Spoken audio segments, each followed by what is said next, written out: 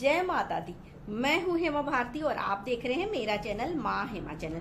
तो फ्रेंड्स, एक और नए वीडियो में बहुत बहुत स्वागत है आप सबका। उम्मीद करती हूं कि आप सब स्वस्थ होंगे, मस्त होंगे और जहां कहीं भी होंगे बहुत खुश होंगे।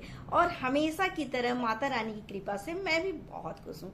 तो चलिए फ्रेंड्स, इस वीडियो में जानेंगे कि अगर वट सावित्री शादी के बाद आप पहली बार कर रही हैं तो किन बातों का हमें ख्याल रखना चाहिए। तो सारा चीज मैं विस्तार से बताऊंगी इस वीडियो में। आप सब वीडियो को अंत तक देखें और जानें कि नई नवेली लड़की को या दुल्हन को पहली बार वट सावित्री का व्रत कैसे करना चाहिए। अगर आपको मेरा वीडियो अच्छा लगे तो लाइक शेयर कमेंट कर दीजिएगा।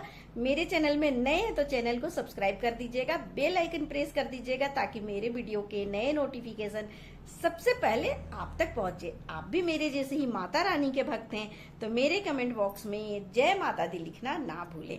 और चलिए अब शुरू करते हैं वीडियो और जानते हैं कि कैसे विवाहिता को फर्स्ट बार वट सावित्री का व्रत करना चाहिए। तो देखिए, सबसे पहले मैं क्लियर कर दूं कि अगर अभी अभी आपकी शादी हुई है और आप पहली बार जा रहे हैं वट सावित्री का व्रत करने, तो कोशिश करना है कि आपको ये व्रत जो है वो उठाना है, वो अपने मैके से उठाना है। कभी भी ससुराल में ना करें व्रत। उठाने का जो होता है वो हमेशा मैके से ही उठाना चाहिए। अगर आप ससुराल में हैं तो 2-3 दिन पहले, नहाए खाए से पहले आपको अपने मैके आ जाना है और मैके से ही शुरू करें। लेकिन अगर आपके यहाँ ऐसा रिवाज है कि ससुराल से होता है तो फिर आप ससुराल से करें, लेकिन अधिकतर मैके से ही शुरू करने का ये सिस्टम चला आ रहा है, ऐसा ही मान्यता है।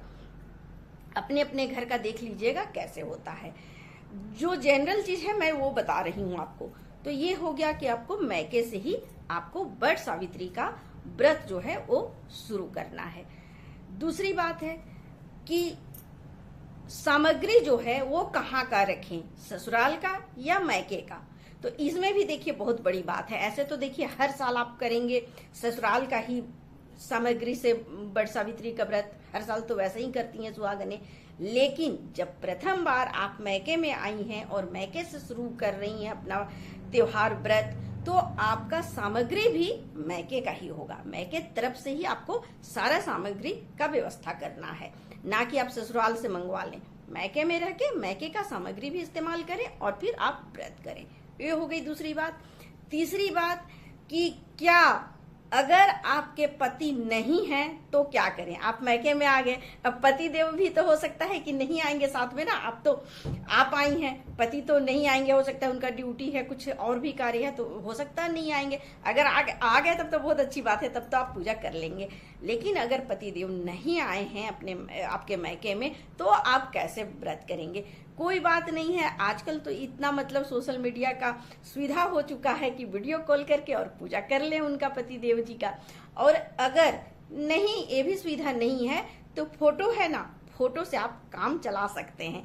पूजा करके आइए घर में और फोटो निकालिए उनका, और फिर फोटो में ही उनको जो भी है पूजा आरती सब कुछ कर लीजिए। मिठाई वगैरह सब फोटो में ही खिला करके आरती उतार लीजिए, पंखा झल लीजिए, और मिठाई जो भी आपका प्रसाद है वो अलग से रख दीजिए। जब आप मिलिएगा जाएंगे तो उनको खिला दीजिएगा। और अगर फोटो का भी आपको नहीं व्यवस्था हो पा रहा है, मान लीजिए ऐसा हो सकता है कभी कि वीडियो कॉल नहीं कर सकते हैं, फोटो भी व्यवस्था नहीं है, तब ऐसी स्थिति में क्या करें। तब आपको क्या करना है कि अपने मन में, अपने हृदय में अपने पति देव जी को, अपने छवि को याद करना है।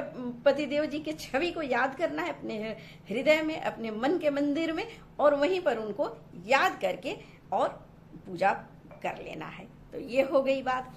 अब जानना है कि अगर आप मैके में हैं और आपके ससुराल वाले बोल रहे हैं कि नहीं ससुराल में आकर के करो, तब क्या करेंगे।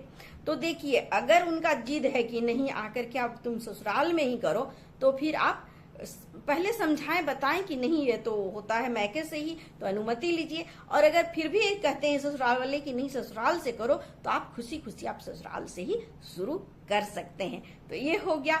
अगर किसी तरह का आपको कोई भी डाउट है, कुछ भी और आप जानना चाहते हैं, तो हमारे कमेंट बॉक्स में आकर के आप अपना सवाल पूछ सकते हैं। तो मैं जो भी वो आपको दुविधा है, कोई भी अड़चन है, तो मैं उसका समाधान अगले वीडियो में जरूर बताऊंगी। तो मुझे लगता है कि आपको बहुत सारी बातें समझ में आ गई हैं। अच्छा, एक बात और है कि अगर आप पहली बार कर रही हैं और आप नहीं जानती हैं पूजा विधि, आपको नहीं पता है, तो मेरा वीडियो जा करके चेकआउट कर लीजिएगा। मैं पहले डाल चुकी हूँ वीडियो, तो उससे आप पूजा विधि जान सकते हैं। और ऐसे मैं शॉर्टकट में फिर से एक बार बता दे रही हूँ कि इसमें आपको ऋतु फल लेना है, पंखा लेना है, चना लेना है और मौली धागा लेना है। ये सब सामग्री जो मैं अभी नाम बताई, ये सबसे इम्पोर्टेंट है, खास यही है, इसी से आपका पूजा होता है।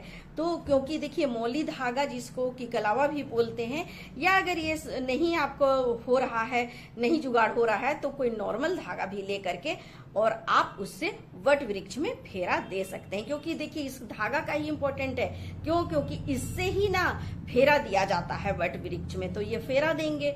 और पंखा का इसमें महत्व है, क्योंकि सत्यवान जी बेहोश हो गए थे, उनके सर में दर्द था, तो सावित्री क्या की थी कि अपने आंचल के पल्लू से उन्हें वहां पर पंखा हुकी थी ऐसे करके, और उनको मतलब सेवा कर रही थी। तो इसलिए गर्मी का दिन होता है, तो इसलिए वहां पर वट वृक्ष को हम पंखा करते हैं। तो इसके लिए हम पास का पंखा लेते हैं और पंखा से हवा करते हैं। इसीलिए पंखा का भी खास महत्व होता है इस व्रत में। तो ये हो गया। उसके बाद है ऋतु फल। ऋतु फल का भी बहुत इसमें महत्व है। जो कुछ भी इस समय फल मिलता है, अभी देखिए गर्मी का सीजन होता है, तो गर्मी के दिन में जो फल आसानी से आपको मिल जाए, उसी फल से आपको पूजा करना है। जैसे कि आम, लीची, खरबूज, तरबूज, ककड़ी, ये सब ले और इससे पूजा करें। अच्छा, 2 जगह आपको रखना है। जब वृक्ष का आप पूजा कर रहे हैं तो 2 जगह रखें प्रसाद को, और प्रसाद जो रखें वो इसके पत्ते में ही रखना है। तो एक पत्ते में आप वृक्ष के लिए रखें, पूजा के लिए रखें, और एक पत्ते में जो रखेंगे उसे आपको वापस लेके घर में आना है और उसी प्रसाद को अपने पति देव जी को खिलाना है। तो ये हो गया। और दूसरा चीज एक और है कि चना से जब भी आप फेरा देंगे ना, तो एक पूरा फेरा जैसे कंप्लीट हुआ तो चना वहां डालेंगे, सिंदूर से टीका करेंगे और जल डालेंगे, और इस तरह से परिक्रमा आप पूरा करेंगे। कितना परिक्रमा करना है, ये भी एक सवाल है। तो आप जान जाइए कि इसमें देखिए 108 या 1008 भी करने वाले लोग करते हैं। उतना संभव नहीं है गर्मी के दिन में, तो कम से कम 108 फेरा आप डाल सकते हैं। अगर आपकी तबीयत सही नहीं है, आप पहली बार कर रहे हैं, नहीं सकते हैं, तो 5 फेरा भी दे करके आप अपना व्रत कर सकते हैं। ये हो गया। 5 फेरा करें, 11 करें, 21 करें, 51 करें, 101 करें या 108 करें। और 1000 करने वाले बहुत कम ही होते हैं, वैसे अब आज के युग में कोई नहीं कर पाते हैं। तो 108 फेरा तक ही किया जाता है, उतना ही करना संभव है। जो संभव है उतना ही करना चाहिए। ये हो गई बात। उसके बाद क्या है कि इस दिन आप वृक्ष का ना टहनी तोड़े ना पत्ती तोड़े, एक दिन पहले ही तोड़ करके रख लें, और उस दिन अपने बालों में जरूर लगाएं। वट वृक्ष का जो पत्ती है उसे बालों में लगाएं।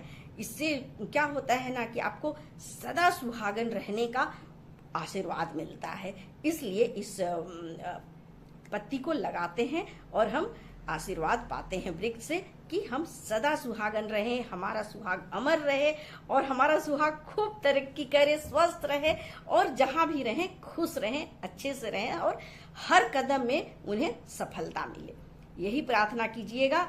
और इस तरह से आपका सारा दुविधा मैं पूरा क्लियर कर दी हूँ। आपको अब परेशानी नहीं होगा। अगर आप पहली बार कर रहे हैं व्रत, तो वीडियो से सब कुछ जान लीजिए और अच्छे से आप अपने मायके से व्रत शुरू कर सकती हैं। तो चलिए फ्रेंड्स, इसी के साथ वीडियो अंत करते हैं। अगले वीडियो में नए विषय के साथ फिर मिलते हैं। तब तक के लिए मुझे आज्ञा दीजिए। जय माता दी।